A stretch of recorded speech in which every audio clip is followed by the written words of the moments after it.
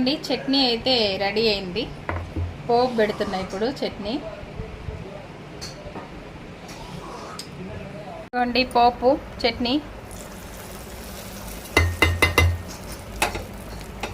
Super ఎమ్మి ఎమ్మి బీరకాయ చట్నీ అయితే ready అయిపోయింది ఫ్రెండ్స్.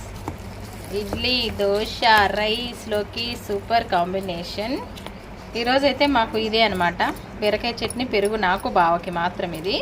పిల్లలకైతే ఫిష్ కర్రీ ఉంది ఫ్రెండ్స్. ఇదిగో పిల్లలకైతే ఫిష్ కర్రీ ఉంది.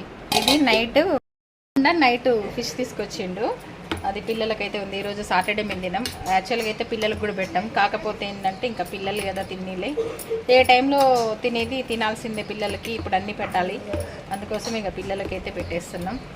ఓకేనా ఫ్రెండ్స్, ఇంకా ఈరోజు మా వంటలు అయితే ఇవేనండి. వీడియో నచ్చితే చిన్న లైక్ చేయండి. మా చట్నీ టేస్ట్ ఎలా ఉందో చూద్దాం. కొంచెం అబ్బా సూపర్గా ఉంది, కొంచెం ఉప్పు తక్కువ ఉంది. సూపర్ టేస్ట్ ఉంది ఫ్రెండ్స్.